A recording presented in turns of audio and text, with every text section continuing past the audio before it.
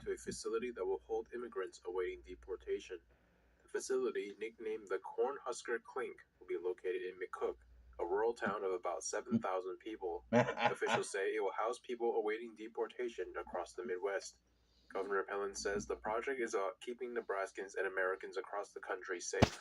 The governor also announced that about 20 members of the Nebraska National Guard will provide logistical and administrative support. The State Patrol will also sign an agreement with ICE to help make arrests. Some Nebraska lawmakers and residents are raising alarms. State Senator Megan Hunt criticized a lack of transparency about plans for the new center. She says Nebraska's governor has so far not provided her with emails and records she requested. The McCook site is not the first of its kind. It follows recently opened facilities in Florida and Indiana as the administration adds capacity to handle record immigration arrests. But those centers are facing lawsuits and criticism. In Florida, detainees at the so-called Alligator Alcatraz facility say they've endured poor conditions and limited access to attorneys. A federal judge in Miami Tuesday dismissed part of a lawsuit claiming detainees were denied access to immigration courts. But the judge allowed other claims, like limits on meetings with attorneys, to continue. Meanwhile, Homeland Security Secretary Kristi Noem spoke Tuesday in New Mexico about a broader national effort to combat illegal immigration, one that includes painting the entire southern border wall black. That is specifically at the request of the president, who understands that in the hot temperatures down here, when something is painted black, it gets even warmer, and it will make it even harder for people to climb. Noem says construction is moving quickly, with about half a mile of new wall going up each day. The latest target in immigration enforcement, the Trump administration has revoked over 6,000 student visas so far. Among the reasons, alleged support for terrorism. Our Washington correspondent Jack Bradley tells us more. Over 6,000 student visas have been canceled so far this year. That's according to a State Department spokesperson who told me that 4,000 of those student visas were revoked for breaking the law, the vast majority being for assault, burglary, and DUI, and a significant portion including visa overstays. But perhaps the most noteworthy here is that 200 to 300 of those visas were revoked for students who supported terrorism. That's as the Trump administration has been targeting foreign students that attend anti-Israel protests at American universities, saying their actions were anti-Semitic. Secretary of State Marco Rubio announced this week stricter visa vetting for those suspected of ties to terrorism, particularly Hamas. There is evidence been presented to us by numerous congressional offices that some of the organizations bragging about and involved in acquiring these visas have strong links to terrorist groups like Hamas. And so we are not going to be in partnership with groups that are friendly with Hamas. We're going to pause those visas. The State Department has enhanced its screening of international students. They're now looking at social media accounts and posts as part of student visa applications. Since April, federal authorities consider anti-Semitic posts on social media as grounds for denying immigration benefits. Congressional Democrats have criticized the administration's crackdown on student visas, saying it's a violation of free speech. But the State Department maintains that issuing visas is a privilege and not a right. Where in the Constitution does it say that the Secretary of State can override the First Amendment protections of free speech? Is there a footnote that I missed somewhere? There's no constitutional right to a student visa. There's a statute that says the Secretary of State gets to determine whether someone is a threat. We deny visas every day all over the world. Reporting by Jack Bradley, NTD News. Actually, a jihadist for that. Gilma Abrego Garcia. They open now. That's just how they're doing it. The Hill said this. They said, as the federal government continues large-scale deportations of undocumented migrants. Look, they're documented. This is the stupidest label they've come up with in a while. They're not undocumented. If you were on, again, temporary protection status, you were documented. They documented you. If you were brought in through the, facilitated mass migration system, they documented you. They check you in when you come in.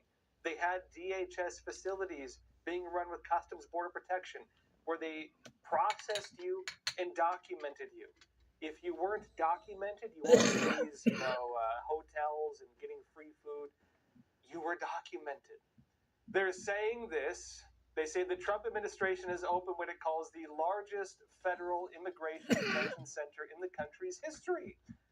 The biggest one ever. The facility, dubbed Lone Star Lockup, opened Saturday in Fort Bliss, Texas, under a $1.2 billion Defense Department contract. And notes the detention center holds 1,000 beds with a plan to expand to 5,000 beds by 2027. Inside are legal access areas, medical treatment areas, and recreational spaces, amenities that immigration and customs enforcement officials say make it more like a traditional facility. Wonderful. Come stay for the weekend and then go home. Now, like an important part of that, this is actually on a military base. This is on Fort Bliss. And this makes it different from Alligator Alcatraz in Florida. Alligator Alcatraz is more of a government operation. This is a contract in Texas under the U.S. Department of Defense. Now, as a bit of important background to this in terms of how I'm interpreting this, I think they're testing the waters. I think Texas is helping the federal government test the waters on a new effort for deportation facilities. Because if you go back, even before Alligator Alcatraz, Texas had the main facility for deportations. They were already doing it. Texas was actually the area that ran the model for Alligator Alcatraz. And what they're doing now is different. This is not being run by the state. This is not like a local government operation. This is a military operation funded by the defense budget operation. Now, why does that matter? It's because they can do that in different states without needing buy-in from the states. Having it on military land, run by the military, paid for by the defense budget, what does that do? That makes it a lot harder to overturn with lawsuits. You're not going to have people suing the military over this. You kind of could, but they're probably not. It's going to be way harder to do that. I think it's likely if this works in Texas, we are going to see similar operations to this on military bases in other states. They could use military bases in California and do this. And the California government couldn't do anything about it because it's on a military base. They could do this in New York City if they wanted to, right? Because again, I don't know if they have military bases in New York City, but again, if they're doing it on military land with military budget, using military operations, it has nothing to do with the local state law. Nothing to do with it. They can use this to run deportation facilities without needing any involvement from the local government. And that's big. That's very big. Because what else are they doing? Well, one of the problems they have with, let's say, California, right? Can they go and grab people and deport them in California? They're a sanctuary city. The police aren't even allowed to work with deportation officials. It's a misdemeanor charge if they do. They can actually face misdemeanor charges if a police officer helps out ICE. So what is Trump doing? The other big piece, well, they're deploying the National Guard, they're deploying ICE, they're declaring local emergencies, and what you're seeing happening in Washington, D.C., that's probably going to be done all across the country. He's already done it in Los Angeles, he's doing it in D.C., they're talking about Chicago and Detroit and a bunch of other places next. That's next. If they combine this with that, what does that mean? It means Trump is basically federalizing the efforts for deportation, running everything, bypassing the local government, and doing it himself, and paying for it with the military budget. That's huge. Everything else aside, for being able to, set up deportation facilities in states that otherwise would not approve of it, this also creates a lot stronger legal protection for these efforts. And that's important because, we were talking about the models for how this could work. Alligator Alcatraz was another type of model. And they set up a public-private partnership with a, district area and a state and run these operations. Well, what they found even in Florida, where the local government, Ron DeSantis, is pretty strongly alongside Trump, right? I wouldn't say they're totally aligned, but for the most part, DeSantis is pretty much behind Trump on most issues. But even in Florida, Alligator Alcatraz is facing lawsuits. And Alligator Alcatraz is facing lawsuits that aim to shut down the facility. So, in other words, red state, blue state, it doesn't matter. You're still going to deal with lawsuits unless you do it through the military. Texas is now creating the model for that. Now, like also in California, though, the Justice Department is suing the state over laws it has on car emissions, which for any of my California compadres out there, you might know if you own a car in California, they give you a really hard time on emissions, right? The DOJ is now saying that those checks and so on, they're unlawful. They're trying to overturn it. U.S. Department of Justice said this. They say the Justice Department this week filed 2 complaints in federal court against the California Air Resources Board, CARB, regarding the state's enforcement of preempted emission standards through its so-called Clean Truck Partnership with heavy-duty truck and engine manufacturers. And I'd say parallel filing in the Court of Appeals addresses CARB's rules for light-duty vehicles, which are also preempted. These actions advance President Donald J. Trump's commitment to end the electric vehicle EV mandate, level the regulatory playing field, and promote consumer choice in motor vehicles.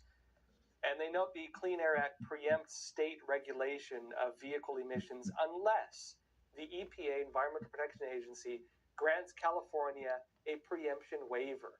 It says under the Biden administration, EPA granted preemptive waivers for 2 CARB regulations imposing stringent emission standards for heavy-duty trucks. The goal of CARB's regulations is to implement an EV mandate in California and in other states to adopt California's rules. And why does that matter? It's an issue you have with, why does California matter so much? It's because it's such a big state. They have so many House seats. The unions in California are so powerful that even though they might have state unions, oftentimes the state unions are tied into national unions. And because it's such a big state with so many people, they can overturn or outvote everybody else from all other states. If California puts emission standards in place for trucks or cars, what happens? Well, that means the manufacturers, if they want to sell their vehicles in California, they need to make them compliant with California law.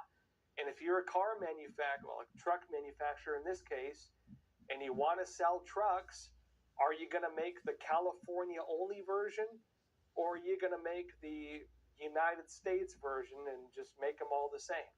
A lot of this does apply to those big, CDL type trucks, the types that truckers drive.